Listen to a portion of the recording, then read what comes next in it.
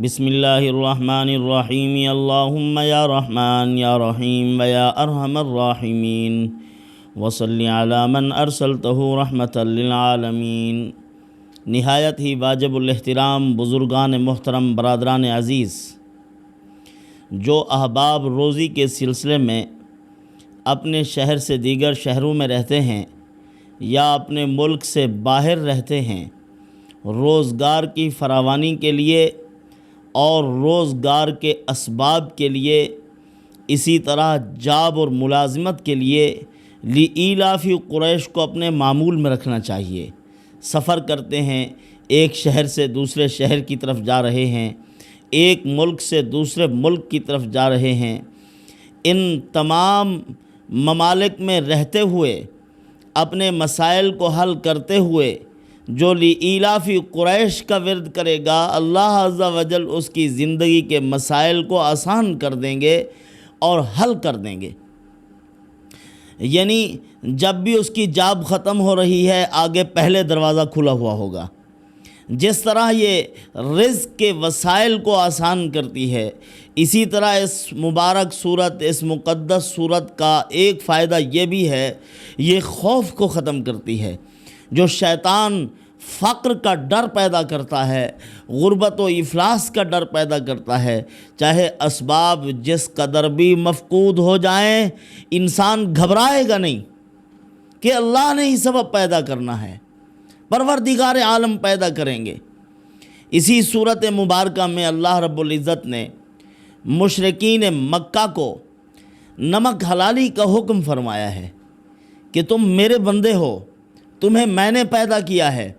اب جب تم تجارت کے لیے جاتے ہو دیگر علاقوں میں، دوسرے ملکوں میں، وہاں تمہیں عزت حاصل ہے، لوگ تمہیں بیت اللہ کا متولی سمجھتے ہیں، تمہیں روٹی مفت میں دیتے ہیں، رہائش مفت میں دیتے ہیں، تمہیں بستر اور چارپائیاں مہیا کرتے ہیں، اور برکت کے حصول کے لیے تم سے تمہارا مال بھی خرید کر لے جاتے ہیں۔ تم کھاتے میرے نام کا ہو، بیت اللہ کے متولی کہلاتے ہو، لیکن نمک حرام ہو، بتوں کے سامنے سجدے کرتے ہو، غیر اللہ سے ڈرتے ہو۔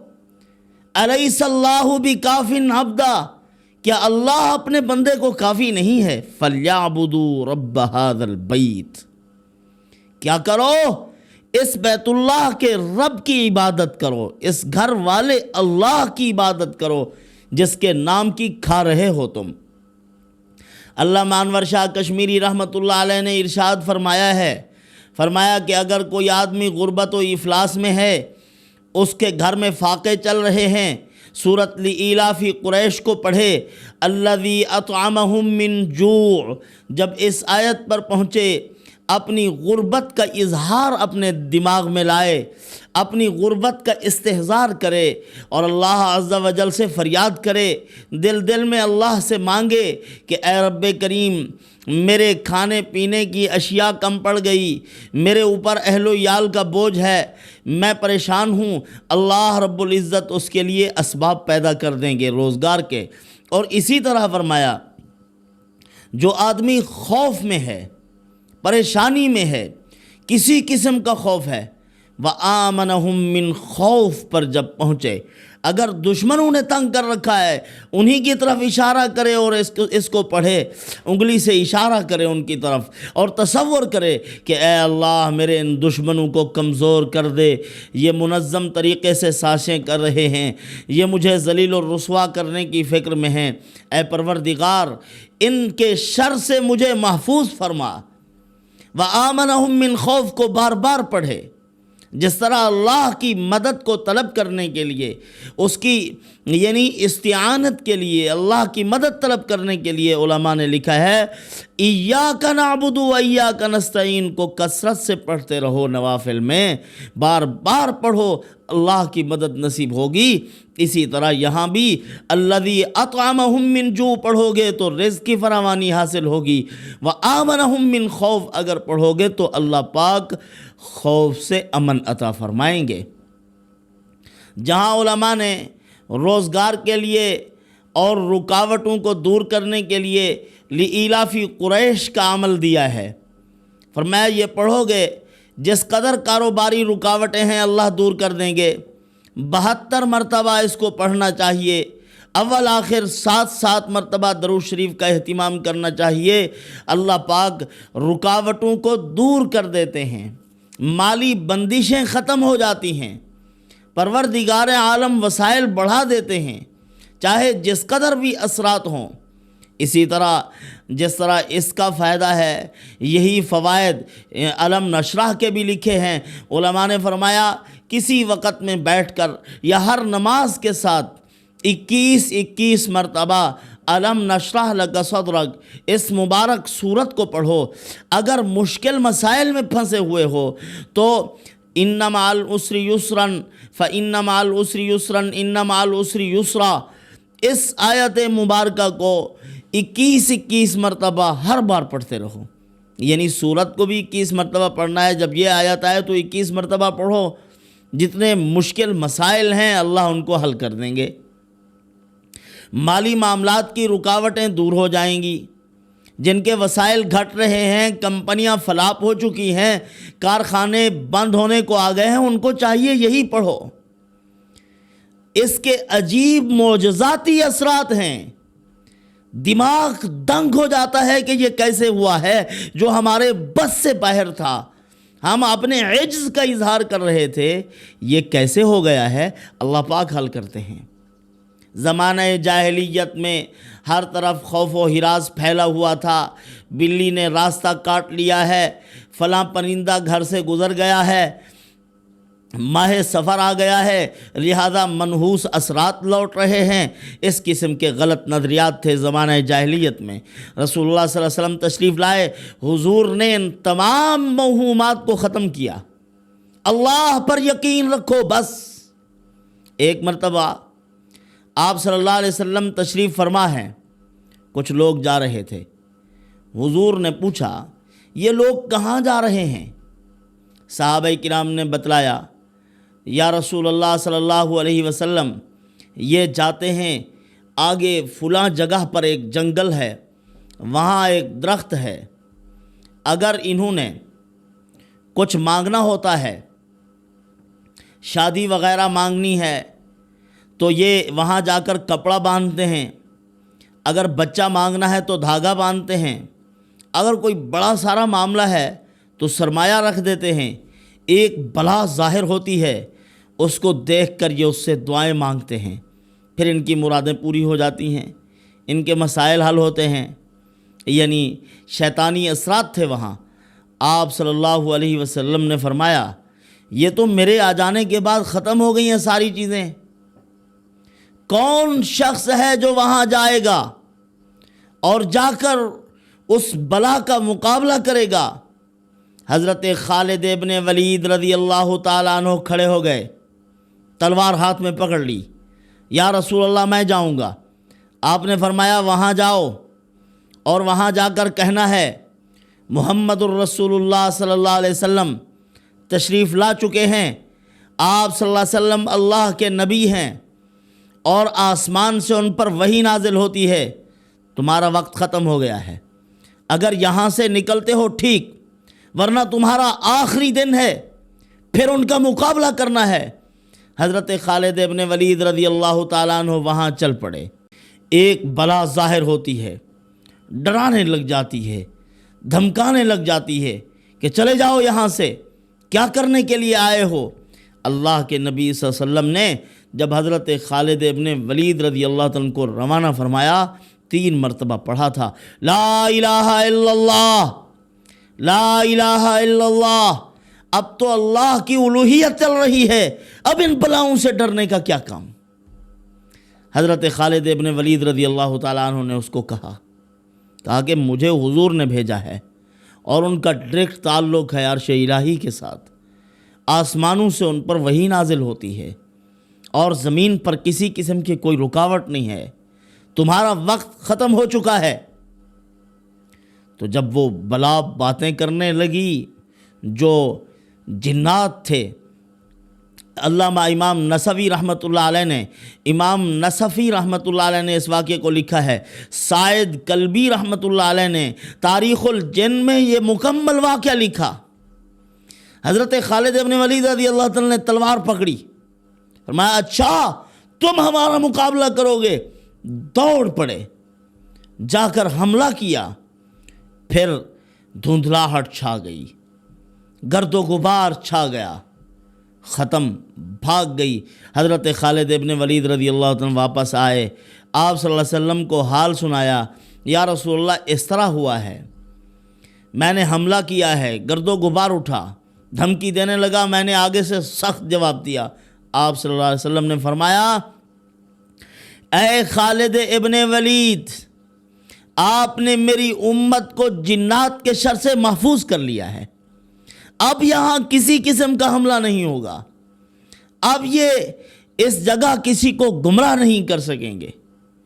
تو برادران عزیز، آپ صلی اللہ علیہ وسلم کا خط بھی ایک چل رہا ہے حرز ابی دجانہ رضی اللہ تعالی عنہ، جو آپ صلی اللہ علیہ وسلم نے اپنے ہاتھ مبارک سے یعنی لکھوایا تھا، لکھا تھا، تو آپ نے دیا، جو بھی اس کو اپنے تکیے میں رکھے، گھر میں لگائے، اللہ شیطان کے شر سے محفوظ فرما دیں۔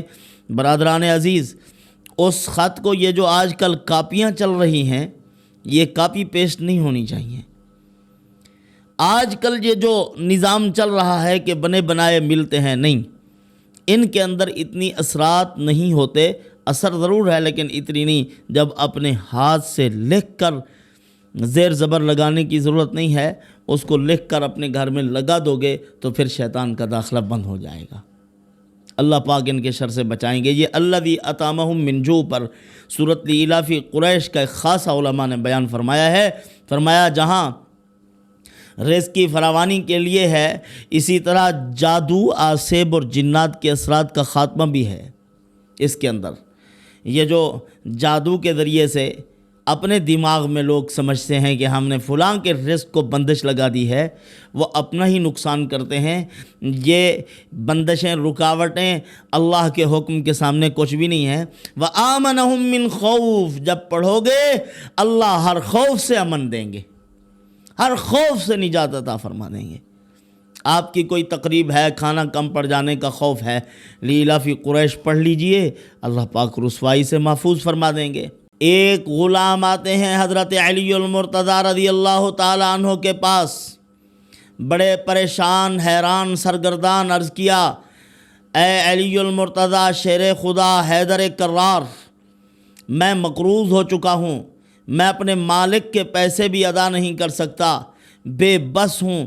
حضرت علی المرتضیٰ رضی اللہ تعالیٰ عنہ نے فرمایا کہ کیا میں آپ کو ایسی دعا نہ بتاؤں جو مجھے میرے محبوب نبی محمد الرسول اللہ صلی اللہ علیہ وسلم نے عطا فرمائی؟ اگر صبیر پہاڑ کے برابر بھی آپ پر قرض ہوگا تو دور ہو جائے گا، اللہ اس کو ختم فرما دیں گے۔ فرمایا حضرت بتا دیجئے۔ حضرت علی المرتضیٰ رضی اللہ عنہ نے فرمایا اللہم اکفنی بحلالک عن حرامک وَأَغْنِنِي بِفَضْلِكَ عَمَّنْ سِوَاكَ۔ طریقہ ترتیب کیا ہے، پڑھنا کس طرح ہے؟ ہر نماز کے ساتھ جو 21 مرتبہ پڑھتا رہے گا اور 21 مرتبہ سورۃ لإلاف قریش بھی اس کے ساتھ پڑھے گا، اول آخر 3 مرتبہ درود شریف کا اہتمام کرے گا، پہاڑوں برابر قرض اللہ پاک اتار دیں گے، قرضہ اس کے سر پر نہیں رہے گا۔ یہ دعائیں ہیں، دعائیں اور مقبول دعائیں ہیں۔ مسنون دعاؤں نے اللہ کا راستہ دیکھا ہوا ہے، کس کی زبان سے نکلی ہیں؟ یہ وہ کلمات ہیں جو محمد الرسول اللہ صلی اللہ علیہ وسلم کی زبان حقی ترجمان سے نکلے ہیں الفاظ، بڑے پیارے اور میٹھے الفاظ ہیں، اللہ کو پسند ہیں، محبوب ہیں۔ جب ہم انہی الفاظ کے ساتھ اللہ سے دعا کریں گے، اللہ ہمارے مسائل حل کر دیں گے۔ کہ یہ وہی طریقہ ہے، یہ وہی انداز ہے، یہ وہی الفاظ ہیں جو میرے محبوب نبی کی زبان مبارک سے نکلے تھے۔ اسی لیے حدیث پاک میں الدعاء مخ العبادہ، دعا عبادت کا مغز ہے، الدعاء سلاح المؤمن، دعا مومن کا ہتھیار ہے، اور ہر مومن کے گھر میں یہ ہتھیار ہونا چاہیے دشمن کا مقابلہ کرنے کے لیے۔ اسی لیے رسول اللہ صلی اللہ علیہ وسلم نے فرمایا جب مسلمان دعائیں مانگنا ترک کر دیں گے، بلائیں اور مصائب نازل ہوں گے گھروں میں۔ مسلم معاشرہ جب اللہ سے مانگنا چھوڑ دے گا، تہجد کے وقت جب چھوٹے پرندے بھی اللہ سے مانگ رہے ہوتے ہیں، تہجد کے ٹائم آوازیں گونج رہی ہوتی ہیں، جہاں درخت گھنے ہیں وہاں سنو آپ اللہ کی تسبیح و تحمید و حمد و ثنا، بہت کچھ مانگ رہے ہوتے ہیں پرندے، اور اس وقت ہم غفلت کی نیند سوئے ہوتے ہیں۔ مانگنے کا وقت تو وہی ہے، صبح کو جلدی اٹھنا، مسافر شب کو اٹھتے ہیں جو جانا دور ہوتا ہے، مسافر جلدی اٹھتے ہیں جو بہت دور جانا ہوتا ہے، بڑے بڑے مسائل ہوتے ہیں ان کے، اللہ سے مانگتے ہیں وہ۔ اسی لیے ہمارا تو فائدہ ہی فائدہ ہے، اللہ سے مانگو بھی اور عبادت بھی ہے، آخرت کا نفع بھی ہے، مسائل بھی حل، پریشانیاں دفع دور ہیں۔ تو اللہ سے مانگنے کی عادت بنائیے۔ الدعاء نور السماوات والارض، دعا آسمان و زمین کا نور ہے۔ جب ہم اللہ سے مانگنا چھوڑ دیں گے، ظالم حکمران مسلط ہوں گے، اللہ سے مانگنا چھوڑ دیں گے، زلزلے برپا ہوں گے، اللہ سے مانگنا چھوڑیں گے، سیلاب میں بہہ جائیں گے، اللہ سے مانگنا چھوڑیں گے، ذلت مقدر ہوگی، اللہ سے مانگنا چھوڑیں گے، پگڑیاں اچھلیں گی، نہ دنیا میں امن رہے گا، نہ قبر میں سکون رہے گا، آخرت میں بھی ذلت اور عذاب کے مستحق ہوں گے۔ یہ دعائیں جو میں نے آپ کی خدمت میں کی ہیں، پیش کی ہیں، یہ آپ پڑھیں۔ اور قرض کے لیے سورۃ لإیلاف قریش یہ مجرب ہے۔ قرض دار غمگین حضرات، مصیبت میں مبتلا قیدیوں کے لیے نجات کا ایک راستہ ہے جو رسول اللہ صلی اللہ علیہ وسلم نے ارشاد فرمایا۔ ایک دعا بھی بتلائی ہے۔ حضرت ابو امامہ رضی اللہ تعالی عنہ نماز کے بعد مسجد میں بیٹھے رہتے تھے۔ آپ صلی اللہ علیہ وسلم نے ارشاد فرمایا، اے ابو امامہ، میں دیکھ رہا ہوں نمازوں کے اوقات کے علاوہ آپ مسجد میں تشریف فرما ہوتے ہیں، کیا وجہ ہے؟ کس بات میں متفکر ہو، سوچ رہے ہوتے ہو؟ مجھے محسوس ہو رہا ہے کہ آپ پریشان ہیں۔ عرض کیا، یا رسول اللہ، قرضہ سر پر چڑھا ہوا ہے، اس کے لیے سوچ و بچار میں ہوتا ہوں، اس قرض کے لیے سوچ و بچار میں ہوتا ہوں کہ کسی طریقے سے کوئی سبیل پیدا ہو جائے، کوئی راستہ بن جائے، میں یہ قرض ادا کر لوں۔ آپ صلی اللہ علیہ وسلم نے ارشاد فرمایا، اے ابو امامہ، میں آپ کو ایسے کلمات نہ سکھا دوں کہ اگر وہ کلمات آپ پڑھیں تو اللہ رب العزت آپ کا قرض ادا کروا دیں؟ پہاڑوں برابر بھی اگر قرض ہوگا تو ان کلمات سے ادا ہو جائے گا۔ آپ صلی اللہ علیہ وسلم نے حضرت ابو امامہ رضی اللہ عنہ کو دعا سکھلائی۔ آج کل ہمیں ٹونے ٹانے اور اس قسم کی باتیں، عجیب و غریب الفاظ، ان پر تو یقین آتا ہے، محمد الرسول اللہ صلی اللہ علیہ وسلم کی زبان مبارک سے نکلے ہوئے کلمات پر یقین نہیں ہوتا جتنی کہ ہونا چاہیے۔ یعنی دیگر چیزوں جو عجیب الفاظ بیان کر دے، نئی دعا بیان کر دے، تو اس پر ہم بڑا اعتماد کرتے ہیں۔ ہمیں سب سے بڑھ کر اعتماد محمد الرسول اللہ صلی اللہ علیہ وسلم کی زبان مبارک پر ہونا چاہیے۔ تو وہ الفاظ آپ صلی اللہ علیہ وسلم نے ارشاد فرمائے، اللہم انی اعوذ بک من الہم والحزن واعوذ بک من العجز والکسل واعوذ بک من الجبن والبخل واعوذ بک من غلبۃ الدین وقہر الرجال۔ یہ دعا حضور صلی اللہ علیہ وسلم نے ارشاد فرمائی۔ اس دعا کو بھی 21 مرتبہ پڑھو ہر نماز کے ساتھ۔ اگر نہیں پڑھ سکتے تو ایک تسبیح کسی وقت میں بیٹھ کے آپ پڑھ لو، اللہ رب العزت آپ کا قرض دور کر دیں گے۔ اسی طرح معاذ ابن جبل رضی اللہ تعالی عنہ کے بارے میں بھی مشہور ہے کہ ایک مرتبہ نماز جمعہ کو تشریف نہیں لائے۔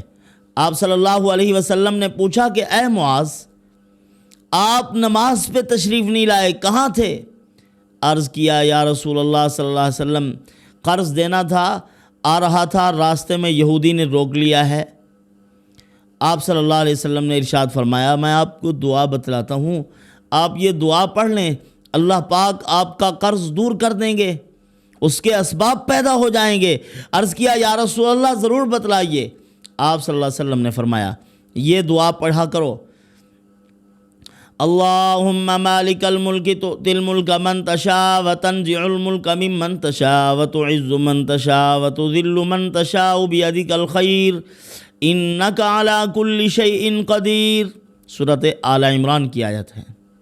تولج اللیل فی النہار وتولج النہار فی اللیل وتخرج الحی من المیت وتخرج المیت من الحی وترزق من تشاء بغیر حساب۔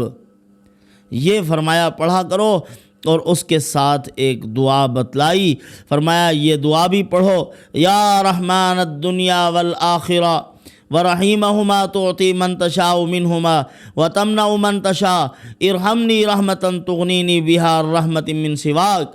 فرمایا یہ دعا بھی ساتھ پڑھا کرو، آپ کا جتنی بھی قرض ہوگا اللہ پاک وہ اس قرض کی ادائیگی کی سبیلیں پیدا کر دیں گے، ایک نہیں بہت سے راستے بنیں گے۔ اسی لیے اعتماد کے ساتھ، کامل یقین کے ساتھ آپ ان دعاؤں کا اہتمام کریں۔ اس آیت مبارکہ کو بھی، اس دعا کو بھی ہر نماز کے ساتھ 3 مرتبہ پڑھنے کا اہتمام کریں، پہاڑوں برابر قرض بھی اللہ پاک دور کر دیں گے۔ اللہ عز و جل سے دعا ہے کہ پروردگار عالم ہمیں اپنے قرب میں رکھے، اور ہمارے جتنے مسائل ہیں اپنی جناب سے اللہ پاک حل فرما دیں۔ والسلام وما علینا الا البلاغ۔